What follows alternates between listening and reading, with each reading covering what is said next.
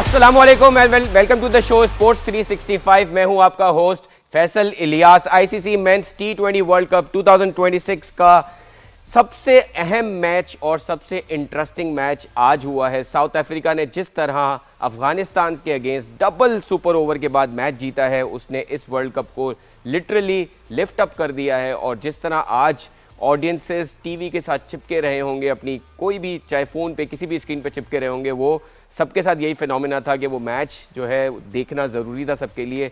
Double super over के बाद जाके साउथ अफ्रीका ने मैच जीता है, उसके बाद ऑस्ट्रेलिया ने आयरलैंड के अगेंस्ट मैच जीता और आखिरी मैच में एक बार और आज के दिन में कहा जा सकता है काइंड ऑफ अपसेट के इंग्लैंड को वेस्ट इंडीज़ ने 30 रन से हरा दिया है। सो आज बहुत ही इंटरेस्टिंग मैचेस हुए हैं और हम सबको पता है कि 15 फरवरी को पाकिस्तान ने इंडिया के अगेंस्ट खेलना है, लेकिन all the lights will be in today's show on the match between south Africa and Afghanistan.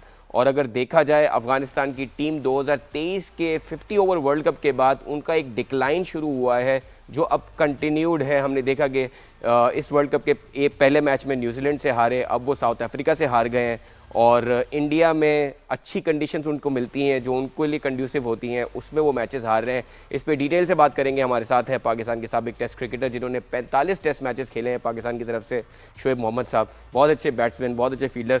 Sir thank you so much for being on the show. Like I said, मैं थोड़ा सा ज़्यादा जज्बाती हो गया था इस मैच को लेके, क्योंकि मैंने देखा कि ऑफिस में, घरों में आज जिस तरह ये मैच देखा गया है, और उसकी एक वजह ये भी है सर कि हम अफगानिस्तान से हमारा जो लव एंड हेट रिलेशनशिप है बिकॉज ऑफ इंडिया के बहुत सारे लोग ये कह रहे थे, स्पेशली इरफान खान जो उनके क्रिकेटर हैं, लेफ्ट आर्म पेसर जो हैं, उनसे क्रिकेट में तो कुछ नहीं हुआ, लेकिन वो अफगानिस्तान की इतनी सपोर्ट करते हैं कि हम भी परेशान हो जाते हैं कि ये इंडिया की कोई बी टीम तो नहीं है। उन्होंने कहा था कि उनके हिसाब से एक सेमीफाइनलिस्ट टीम है अफगानिस्तान, मतलब चार टॉप टीमों में वो रेट कर रहे थे कि अफगानिस्तान भी सेमीफाइनल्स में होगी। आज इंडिया का क्या हाल होगा सर इस मैच के बाद? इंडिया का जो भी हो, लेकिन कहने के लिए यू गॉट टू एडमिट के Afghanistan put up a great show, और not only a great show. आम मैचेस में ये कहते हैं कि यार ये match it went to the wire, ये सुनने में अक्सर आता है, लेकिन आज की हर इनिंग उस मैच की, सुपर ओवर भी जिसके अंदर 3 हुए और जो इटसेल्फ जो पूरा 20 ओवर का जो मैच। कमेंटेटर थे मैच में Dale Steyn, he said a line on X, he said that every player in this match was man of the match. So the way the spirit that was shown in this game was actually the same that you are saying कि ऐसा ही था। वो बिल्कुल cricket at its best और cricket was the winner. इसकी game की जो खूबसूरती, जब जो लोगों को बहुत ज़्यादा नहीं पता, आज उनको अंदाज़ा हुआ होगा कि कितनी एक्साइटमेंट पैदा हो सकती है, कितने मैचेस आखिरी सेकंड, आखिरी लम्हात में जाके ये किस तरह किसी और टीम के टेबल्स टर्न कर सकते हैं। सर डबल सुपर ओवर, और डबल सुपर ओवर के भी दूसरे सुपर ओवर के लास्ट बॉल पे भी ये चांस था कि एक और सुपर ओवर हो सकता है। जिस तरह गुरबाज ने 24 के अगेंस्ट 3 छक्के मार के फिर एक वाइड हुई और फिर उसके बाद that was absolutely unreal, crazy के 3 छक्कों की उस वक्त इमीडिएट जरूरत थी और वो उन्होंने मारे। और फिर लास्ट बॉल के ऊपर महाराज की बॉल उसने वाइड यॉर्कर जैसी की, तो he could uplift it. But all said and done, great game of cricket. और उसके अंदर ऑफ कोर्स जो उन्होंने जो पहले जो पूरा अपना मैच खेला, उसके ऊपर भी आपको बात करनी पड़ेगी। गुरबाज ने सर उसमें कोई 84 रन किए उन्होंने, और अफ्रीका की तरफ अगर बैटिंग की बात की जाए तो रिकल्टन ने बहुत अच्छी बैटिंग की। आपको लगता है कि तो उसमें माकरम तो उनके 20 ओवर के मैच की बात कर रहा हूँ, अब हम सुपर ओवर से हट के थोड़ा सा। जी। आप ये देखें कि क्विंटन डी कॉक्स और रिकल्टन की जो मार्करम तो जल्दी आउट हो गए थे 5 रन पे, लेकिन उन्होंने शुरू में क्विंटन डी कॉक्स ने 16 बॉलों में 23 रन किए थे, whereas he picked it up और 34 बॉल्स के अंदर ही वाज बैटिंग एट 53 रन्स। तो और 41 में खैर वो 59 रन उन्होंने किए। रिकल्टन जो सिर्फ 13 रन किए थे 10 बॉलों में, उन्होंने ही ended up with 62 in 28 balls only. 61 in 28, yes. हाँ, 68 in 28. तो इससे आप ये अंदाज़ा लगाएं कि किस तरह उनका दोनों बैट्समैनों का गेम ऑफ प्ले को एलिवेशन देना, शुरू में आके विकेट को एसेस भी किया, शॉट्स भी अपने खेले, एंड येट उन्होंने बहुत जल्दी अपने गेम ऑफ प्ले को दोनों ने चेंज किया। शुरू में 16 बॉलों में क्विंटन डी कॉक के सिर्फ 23 रन थे, तो इससे अंदाज़ा लगाएं कि दोनों का पैटर्न, माइंडसेट, उनकी जो मैनेजमेंट की जो फ्यूल इंजेक्शन जो उन्होंने दिया हुआ है अपनी टीम को, जो उनकी प्रेपरेशन है, माइंडसेट है, उनका इंटेंट है, ये तमाम चीज़ें उनको इन्फ्यूज़ की गई हुई हैं। उनके हर बैट्समैन ने आके इस तरह से खेलने की कोशिश की सर, और ये पैटर्न बताता है। मैं सिर्फ कंपेयर कर रहा हूँ कि जैसे हमारे वहाँ इस तरह से नहीं होता, लेकिन ये कि इनका जो माइंडसेट और उनकी जो क्रिकेट की एबिलिटी जो दुनिया में इस वक्त मानी जा रही है, ये उसका रीज़न, कोर रीज़न मैं बताने की कोशिश कर रहा हूँ। एब्सोल्युटली जी सर, इसमें देखें, लेकिन यहीं से सवाल बनता है कि आपको लगता है कि अफगानिस्तान की जो बॉलिंग है उसमें जो पेसर्स हैं, हमने देखा कि उनके जो अटैकिंग बॉलर्स हैं, उनके जो फिनिश करते हैं, उनमें प्रॉब्लम है। मतलब उनकी बॉलिंग उस लेवल की नहीं है जो इंटरनेशनल लेवल की रिक्वायरमेंट। इसीलिए देखें, आपके जो शुरू में रन्स बहुत बने हैं, आपके पावर प्ले में रन्स बने हैं। इसी तरह हम देख रहे थे कि आपके जो राशिद खान है, उनकी बॉलिंग बहुत अच्छी हुई है। आज उन्होंने सिर्फ 22 रन कंसीड किए, 2 विकेटें ली हैं, लेकिन उन्होंने पावर प्ले में राशिद खान ने खुद पे चांस नहीं लिया, जबकि साउथ अफ्रीका ने स्पिनर पे चांस लिया, महाराज से बॉलिंग कराई। सो डू यू थिंक कि they read the game not correctly? अगर वो शायद गेम को सही रीड करते तो Rashid Khan could have been a better option in the power plays. Because आप देखें, आपने खुद पॉइंट आउट किया कि पेसर्स के अगेंस्ट रन ज्यादा बनाए साउथ अफ्रीका ने।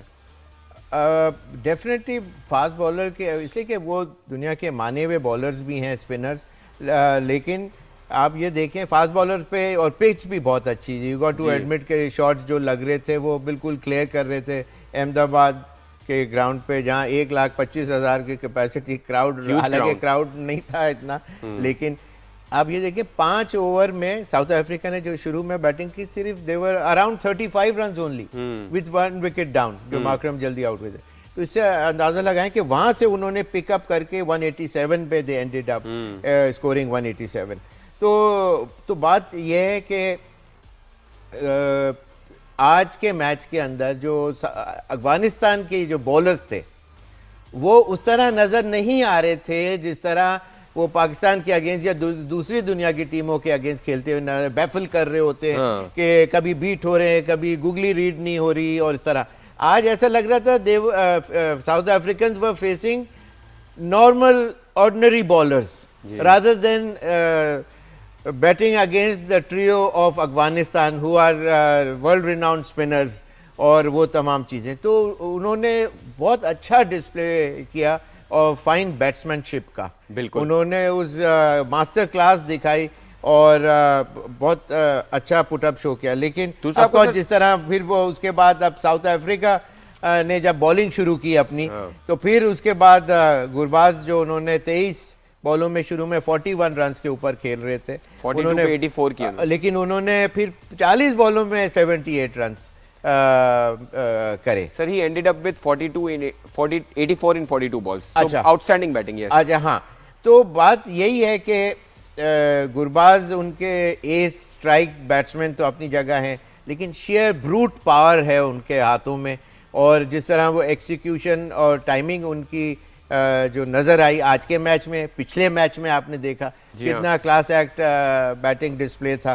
तो all credit goes to the Afghanistan team also to put up a great show today, और ये वो मैच है once in a lifetime probably प्लेयरों के, स्पेक्टेटर्स के आंखों के सामने देखने में आ। सर आपको लगता है अफगानिस्तान की बेंच पे एक प्लेयर बैठा है नूर जी, जो लेफ्ट आर्म अनऑर्थोडॉक्स स्पिनर है, और वो हम देखते हैं कि आईपीएल में भी प्लेयर्स को बहुत तंग करता है, बहुत अच्छा फील्डर है। आपको लगता है कि नबी, जिनको उन्होंने पावर प्ले में भी ट्राई किया, बहुत सारे प्लेयर्स को अफगानिस्तान, जिस तरह पाकिस्तान में भी होता है कि आप रेप्यूटेशन पे, नाम पे, जैसे आप भी कहते हैं कि बिन देयर डन दैट, वो प्लेयर्स आप लेके चलते हैं, लेकिन probably in today's game they could have gone with Noor. या आपको लगता है कि हाइंडसाइड पे ये बात करना आसान है, नबी एक सीनियर प्लेयर है, बट मुझे अभी भी लगता है कि Noor is such a strong spinner कि वो जो वेस्टर्न प्लेयर्स हैं उनको तकलीफ देता है वो बॉलर।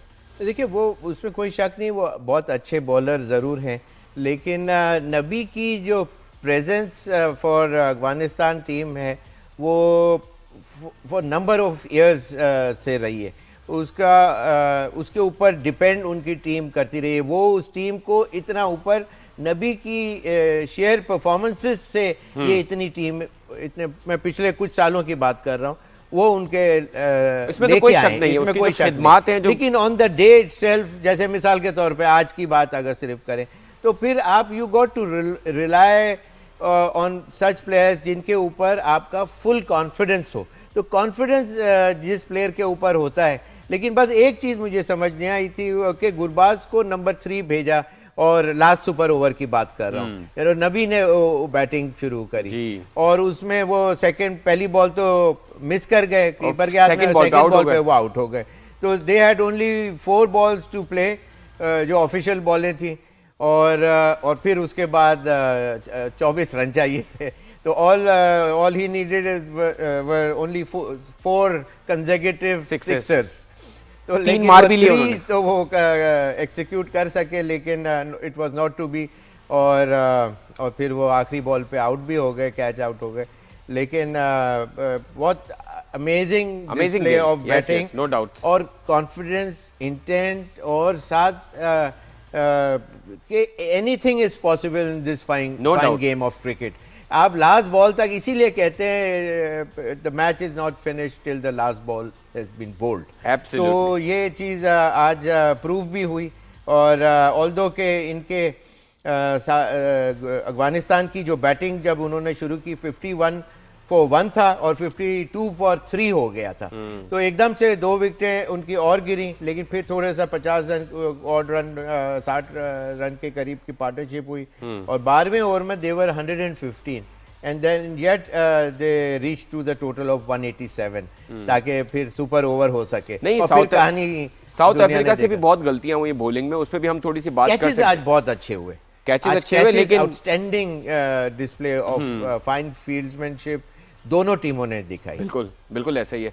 हम मैच की समरी थोड़े अपने ऑडियंसेस को दिखाते हैं, और अगर हम देख सके तो 187 रन स्कोर हुए थे साउथ अफ्रीका की तरफ से, जो टाई हुआ स्कोर जब अफगानिस्तान ने बैटिंग की, और जैसे हमने कहा कि गुरबाज की आउटस्टैंडिंग बैटिंग, और साउथ अफ्रीका की तरफ से रिकल्टन और डीकॉक की ज़बरदस्त बैटिंग। बॉलिंग में हमने देखा कि राशिद खान अफगानिस्तान की तरफ से सबसे अच्छे बॉलर रहे, और लुंगी अंगीडी जो है, जिन्होंने ड्यूरिंग द मैच भी अच्छी बॉलिंग की और सुपर ओवर में भी अच्छी बॉलिंग की, he was the man of the match in today's game. But outstanding game, शायद once in a lifetime kind of a game, और double super over T20 world cup की history में पहली बार हुआ है। और अब हम उम्मीद, बेसिकली इस मैच ने सर पूरे टूर्नामेंट को लिफ्ट अप कर दिया है, और अब इसमें जो फाइट पुटअप हुई है, अब सारी टीम्स ये देख रही होंगी कि it can go to this extent, कि आप लास्ट बॉल तक फाइट करते रहेंगे। पाकिस्तान ने शुरू की ये चीज पहले मैच में कि किस तरह मैच को एक्साइटमेंट की पीक पे लेके जाए, लेकिन आज तो वो पूरा प्लिंथ सारी सब चीजें फाड़ के वो, सर अल्लाह करे पाकिस्तान नेदरलैंड्स को छोड़ के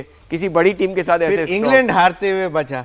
इंग्लैंड का मैच भी बहुत, इटली वाला, और आज इवेंचुअली इंग्लैंड हार गया और आज इंग्लैंड तो, लेकिन वो अच्छी टीम से हारा, एक रिनाउंड टीम है वेस्ट इंडीज की। हम बात कर रहे थे अफगानिस्तान और साउथ अफ्रीका के एपिक मैच के बारे में, जो सेकेंड पावर प्ले में जाके, सेकेंड सुपर ओवर में जाके साउथ अफ्रीका ने जीता है। और अगर इस ग्रुप डी की बात की जाए तो इसमें न्यूजीलैंड और साउथ अफ्रीका ने दोनों ने अफगानिस्तान को हरा के 2-2 मैचेस अपने जीत के ऑलमोस्ट सुपर 8 के लिए क्वालिफाई कर लिया है।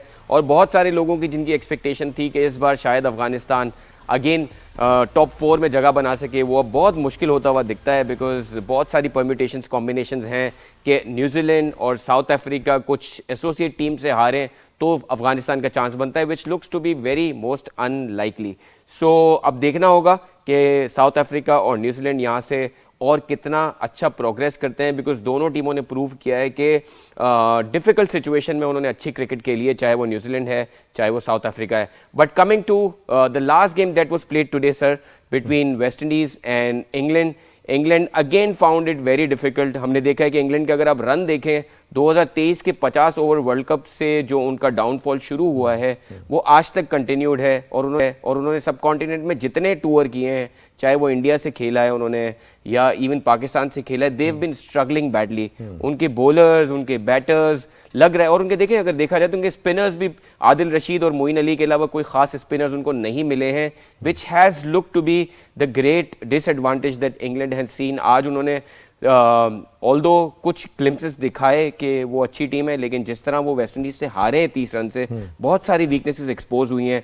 इवन उनको नेपाल जैसी टीम ने बहुत बुरे तरीके से एक्सपोज किया था, जहां वो मुश्किल से 4 रन से इवेंचुअली जीते थे। But coming back to this game particularly, आज उन्होंने वेस्ट इंडीज़ ने पहले बैटिंग की, 196 फॉर 6 उन्होंने स्कोर किए, जिसके जवाब में इंग्लैंड सिर्फ 166 बना सका।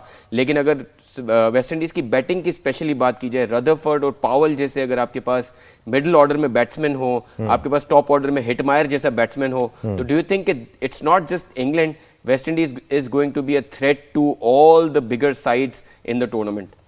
नहीं, आज एक्चुअली बहुत outstanding performances from the middle order, Rutherford और जो पावल और पिच चेज और हेटमायर ने भी, ये चारों मिडिल ऑर्डर, इसलिए कि टॉप ऑर्डर जल्दी एक्सपोज हो गया था, जल्दी आउट हो गए थे, उनके लिए प्रॉब्लम्स आ गई थी।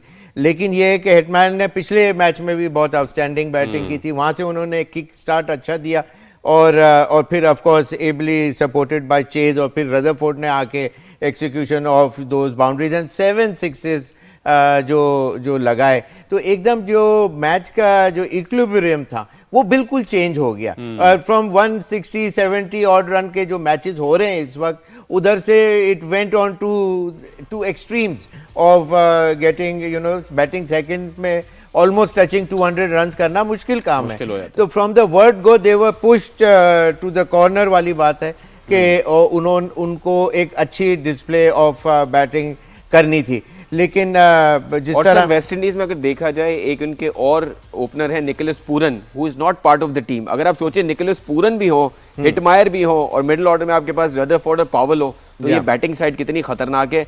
और अगर आप इंग्लैंड, सर ये इस पिच की अगर आप बात करें, ये मुंबई का विकेट है, हाँ। जहां पे एक साइड पे बाउंड्री हमेशा 60-65 मीटर की रहती है। सो आपको लगता है कि ये स्कोर भी चेजेबल था, but England is such a bad side when it comes to batting nowadays कि they get stuck against spinners. Hosein और मोती जो इनके स्पिनर्स हैं वेस्ट इंडीज के, उसके अगेंस्ट इनके पास कोई जवाब नहीं था आज। हाँ, लेकिन आज स्पिनिंग डिपार्टमेंट ही ऐसा था कि जहाँ थोड़ा सा कर्टेन करके रखा। हाँ। जैसे आदिल रशीद ने बहुत कम रन दिए, 4 ओवर में सिर्फ 16 रन दिए और 2 विकेटें ली। तो इसी तरह फिर मोती का भी एक्ट जो केम इनटू एक्शन, और he also bowled reasonably well to get away with 3 wickets, valuable wickets, और सिर्फ 33 रन दिए, और बाकी कुछ बॉलरों ने भी 30 के फिगर के करीब ही रहे, लेकिन ये 3 विकेटें हासिल करने में, इंपॉर्टेंट विकेटें इन्होंने हासिल करी।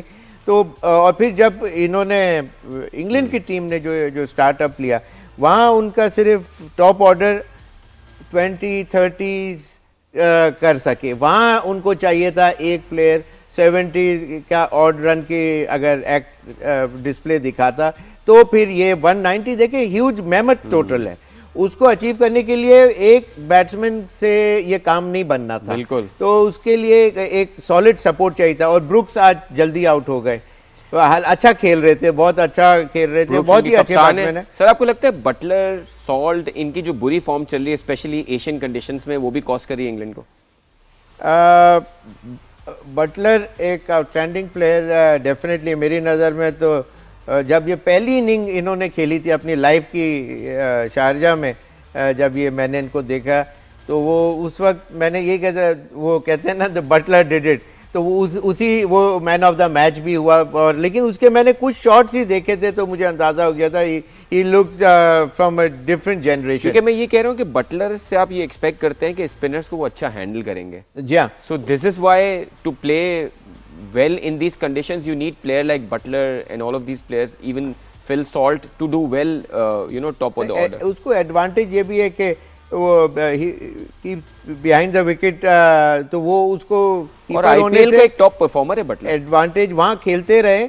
लेकिन ये है कि 21 रन करे उन्होंने ऑल्दो 14 बॉल्स के अंदर, लेकिन बात ये है कि जो मैन इन फॉर्म है वो है बेथल, और वो बेथल जो है वो 23 बॉल्स में उन्होंने करे, जिसमें 4 चौके 1 छक्का थी। इसका मतलब उनके बल्ले पे ये हमने जो शॉट्स देखे भी, वो बहुत अच्छा खेल रहे थे। वहाँ उनको जो मेजर डेंट पड़ा इस पूरी इनिंग के अंदर, अगर if I have to name somebody who could have taken them to the other side, तो वो बेथल की इनिंग थी। वहाँ ये मोस्ट इम्पॉर्टेंट, इनको मोती ने जो बोल्ड हुए उनके ऊपर, वहाँ ये डेंट पड़ा, और उसके फौरन बाद ही ये बेंटन भी सिर्फ 2 रन के ऊपर, ये इनको मैंने ऐसा इतना कोई ज़्यादा नहीं देखा हुआ है, तो इसलिए इनकी क्या क्लास है वो उसका कहना मुश्किल है। लेकिन ऑफ कोर्स हैरी ब्रुक उन्होंने स्टार्ट अच्छा लिया, लेकिन वही बात है कि वो जब आउट हुए तो फिर वो सैम करन एक नॉर्मल ऑलराउंडर हैं, उन्होंने एक मिड विकेट वगैरह पे छक्का वगैरह भी लगाया, लेकिन इट वाजंट सर इसी नॉर्मल ऑलराउंडर ने लास्ट ओवर करवाया था बाय द वे। हाँ सही नेपाल के अगेंस्ट। हाँ आई नो और आज भी टॉप स्कोरर है, 30 पे 43 सबसे ज्यादा रन इन्होंने सबसे ज्यादा। तो आप इससे अगर उस प्लेयर से जिससे आपकी एक्सपेक्टेशन इतनी ना हो, तो फिर इसका मतलब पिच अच्छी थी ना सर। इन्होंने जो टॉप ऑर्डर ने बहुत बुरा परफॉर्म किया है।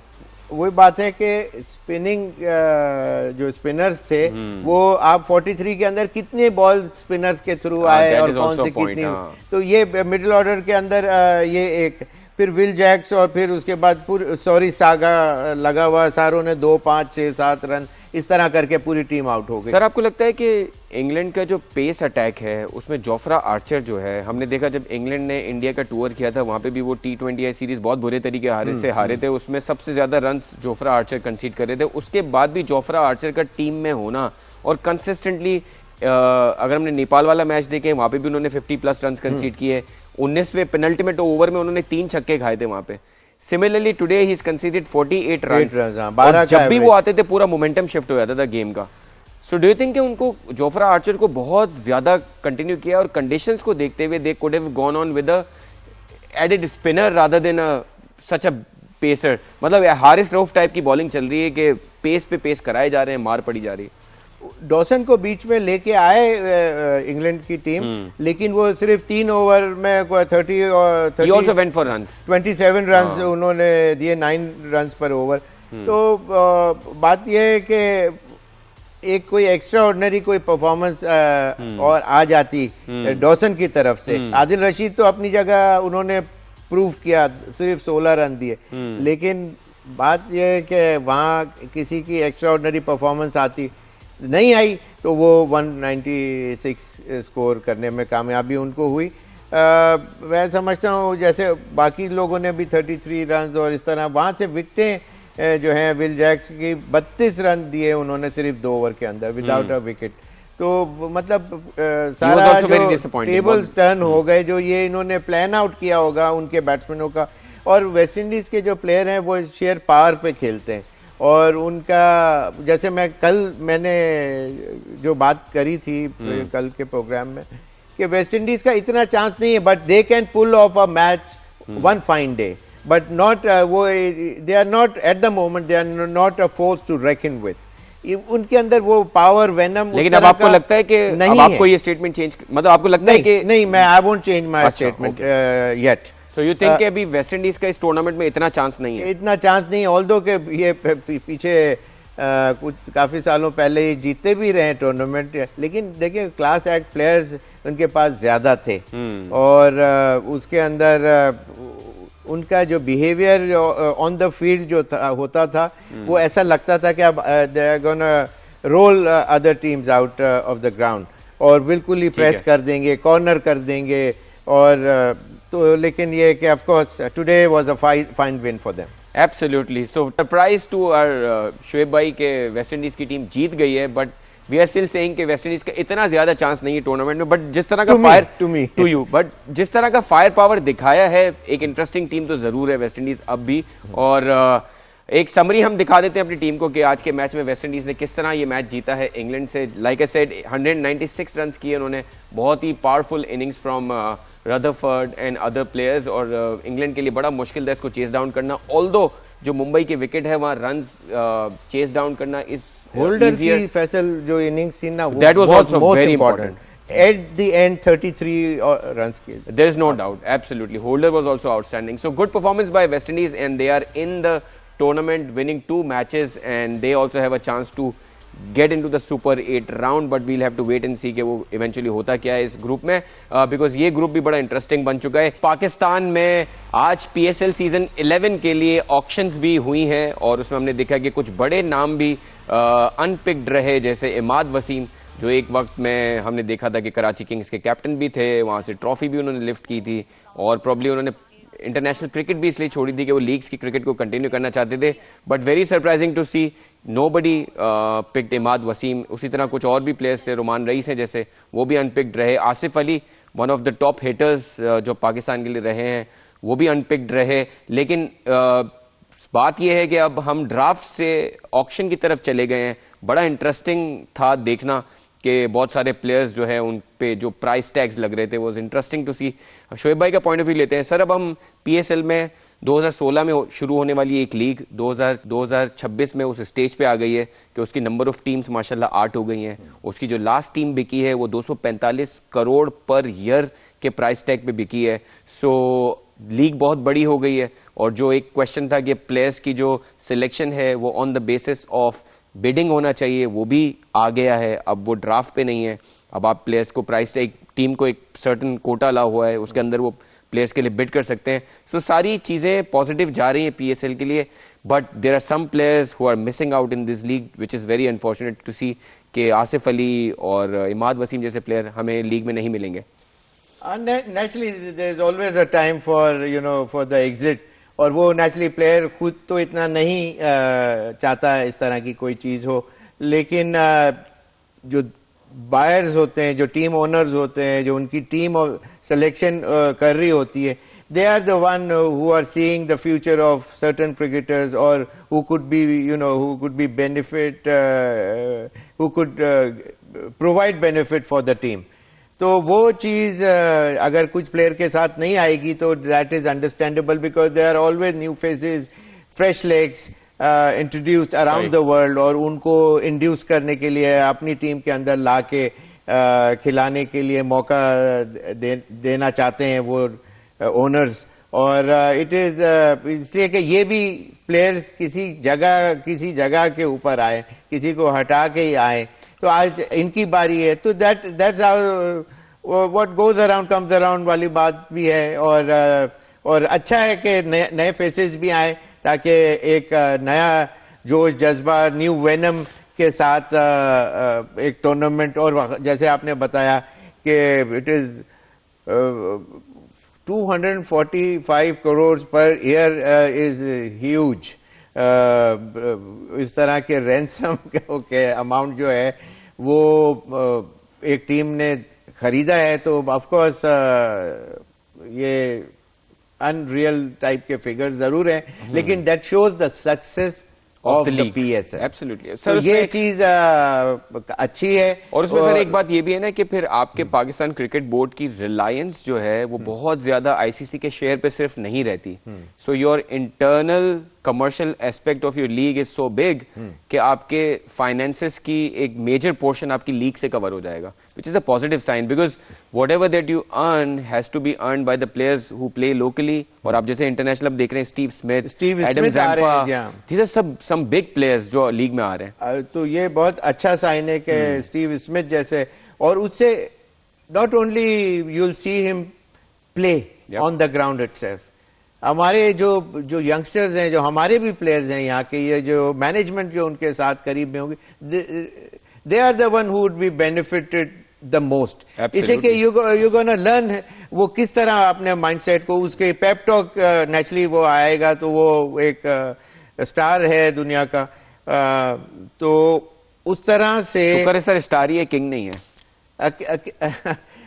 किंग तो देखे वो क्रिकेट के अंदर किंग होना बड़ा मुश्किल काम होता है, इसलिए कि आपको 2 इनिंग्स या they are just round the corner, it could be the next one और द वन आफ्टर दैट। तो इसके अंदर आपका कोई ना कोई और प्लेयर आपको सुपरसीड करके ज्यादा अच्छी परफॉर्मेंस देके वो टैग हासिल कर लेता है of renowned. Sir, auction versus draft को किस तरह देखते हैं आप कि पीएसएल अब ऑक्शन बेस्ड हो गया है? हाँ। जैसे आईपीएल है, सो पहले ड्राफ्ट था कि एक सेट प्राइस होती थी कि डायमंड कैटेगरी है, उसके प्राइस ये होंगे, बट नाउ इन ऑक्शन एक प्लेयर जो है वो 1 करोड़ के बेस प्राइस से स्टार्ट होता है, वो 5 करोड़ पे भी जा सकता है।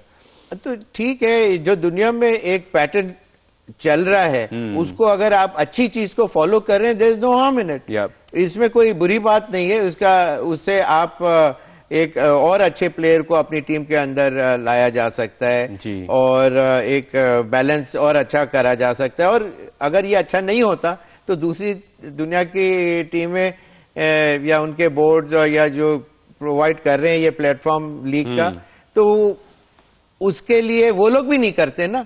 अगर हम अभी वो फॉलो करेंगे तो ये बहुत अच्छा साइन है और इसके थॉट प्रोसेस गया होगा पीछे। बिल्कुल ऐसा ही है सर। आज जो एक और मैच हुआ था जिसपे हमने बात नहीं की, वो मिडिल में हुआ था, ऑस्ट्रेलिया और आयरलैंड का मैच था। उसमें ऑस्ट्रेलिया ने टॉस जीत के पहले बैटिंग की और ये मैच श्रीलंका की कंडीशंस में कोलंबो में हो रहा था, प्रमदासा स्टेडियम में। उसमें ऑस्ट्रेलिया ने 182 रन स्कोर किए और आयरलैंड को सिर्फ 115 रन पे उन्होंने आउट कर दिया। So considering Sri Lanka's conditions where spinners are dominating and where small scores are good enough to win the matches, आपको लगता है कि ऑस्ट्रेलिया का एक स्ट्रॉन्ग स्टार्ट है? मोस्ट डेफिनेटली, ऑल्दो के ट्रेविस हेड करते रहे अपनी टीम को by scoring higher number of runs, लेकिन आज वो रन आउट जरूर हो गए। लेकिन ये कि उनकी team naturally Cameron Green, English और रेनशॉ, मैक्सवेल, स्टोइनिस ने रन जो है वो अच्छे ऑलराउंडर हैं और उन्होंने भी आज ये 45 रन हाईएस्ट स्कोर किया हालांकि। और मैक्सवेल सिर्फ 9 रन बना के आउट हुए, 9 बॉल ही खेल सके थे, तकरीबन मैच खत्म होने वाला था। तो लेकिन ये कि मेनली हमारे ये जो ग्रीन और इंग्लिश से बड़ी स्कोर एक्सपेक्टेशन थी, लेकिन वो शॉर्टर उसमें आउट हुए, बड़ा टोटल नहीं कर सके। लेकिन एक वीकर टीम के अगेंस्ट ये स्कोर मेरा ख्याल से against Australian mindset of bowling and fielding, तो वो बहुत इसी के ऑस्ट्रेलिया के सामने आप ऐसे ऑर्डिनरी टीमें आके जीत के नहीं जा सकती। उनका माइंडसेट इतना स्ट्रांग है कि वो आपको पुश करते रहते हैं बिल्कुल कॉर्नर में। 67 रन से जीता है ऑस्ट्रेलिया, सो उनका स्ट्राइक वो नेट रन रेट भी बड़ा पॉजिटिव हो जाएगा और उनकी ऑब्वियसली जैसे आपने कहा कि स्ट्रांग टीम है। आपको लगता है कोई स्पिन को लेके थोड़ी ऑस्ट्रेलिया की वीकनेस है, मतलब जैम्पा के अलावा कोई डोमिनेंट स्पिनर उनके पास नहीं है which might affect them in the tournament moving forward, जैसे इंग्लैंड के साथ प्रॉब्लम है कि आदिल रशीद के अलावा वो और कोई ऐसा स्पिनर नहीं है जिस पे वो रिलाई कर सके। और ये कंडीशंस ऐसी हैं एशिया की कि यहाँ ज्यादा पेस वाले bowlers are not that effective. लेकिन that's the way they play their cricket. उनका एक सेट पैटर्न है, वो 2 या 3, हम पाकिस्तान 2 से 3 स्पिनर से भी मैचों में जाते रहे। पाकिस्तान ने अब ये शुरू किया है, वरना चैंपियंस ट्रॉफी में भी वीवर स्पिनर्स शॉट। अब हमने ये किया है कि हम अबरार सिलेक्शन की वजह से वो ये सेटबैक हुआ था कि रॉन्ग सिलेक्शन हुआ था वो उस टूर्नामेंट में। तो लेकिन ये कि ऑस्ट्रेलिया का फायर पावर जो है उनके शेयर फास्ट बॉलिंग डिपार्टमेंट है और एक इंट्रोडक्शन ऑफ स्पिनर का वो रखते रहे। पहले शेन वॉर्न थे, उसके बाद ये आया, उससे पहले या शेन वॉर्न के साथ टीम में होते थे ऑफ स्पिनर जो। तो बात यह है कि उनका एक स्टाइल ऑफ प्ले है, जैसे वेस्ट इंडीज का एक जमाने में 4 फास्ट बॉलर तो होते ही होते थे, बाद दफा 5 लगातार। लेकिन आपको लगता है कि ये चीज अफेक्ट कर सकती है इन सर्टेन गेम्स, या आपको लगता है कि नहीं they'll be fine with that? जो भी उनकी स्ट्रेंथ है वो this is their strength period. और सर दिखा देते हैं अपने हाँ बिल्कुल, हालांकि आज आयरलैंड बहुत कम स्कोर में 115 रन ही कर सके, बिल्कुल सारी टीम 16.5 ओवर्स में आउट हो गए। But Stoinis scored 45 runs off 29 balls और हमें पता है कि बहुत अच्छे ऑलराउंडर हैं और इन कंडीशंस में वो हमेशा डोमिनेट करते हैं। Inglis is one of their top batters because वो इन कंडीशंस में स्पिनर्स के अगेंस्ट बहुत अच्छा खेलते हैं। So a lot of good signs for Australia. Winning the match by 67 runs is very effective. और अगर हम कल के मैचेस की बात करें तो कल भी 3 मैचेस खेले जाने हैं और कल का पहला मैच श्रीलंका ओमान है, second game Nepal versus Italy है और थर्ड गेम जो है वो इंडिया वर्सेस नमीबिया है। सो कल देखा जाए तो कोई बहुत इंटरेस्टिंग गेम्स होने की एक्सपेक्टेशन नहीं है, लेकिन अगेन इंडिया का जो नमीबिया से गेम है उस पर थोड़ी नजरें होंगी हमारी कि इंडिया की क्या स्ट्रेटेजी होनी है, बिकॉज पाकिस्तान ने जो है वो इंडिया से खेलना है on the 15th of February और हमें पता है कि पाकिस्तान की साइड को अभी तक 2 मैचेस मिले हैं श्रीलंकन कंडीशंस में। इंडिया के लिए थोड़ा सा चैलेंजिंग होगा because they will be coming to Sri Lankan conditions और ट्रैवल करके आ रहे होंगे। तो कल के मैच को आप इंडिया के लिए किस तरह देखते हैं? इंडिया की team of course Strong team जैसे सुपीरियर टीम है। मैच अच्छा है, नेपाल और इटली का दोनों एक टाइप की टीम है और Sri Lanka of course better team. Alright so देखते हैं कल के मैचेस किस तरह होते हैं। आप हमारे शो को देखते रहें, कल फिर आपके पास हाजिर होंगे और जो 3 मैचेस होने वाले हैं कल उस पर एनालिसिस करेंगे। So keep watching our show, we'll see you tomorrow.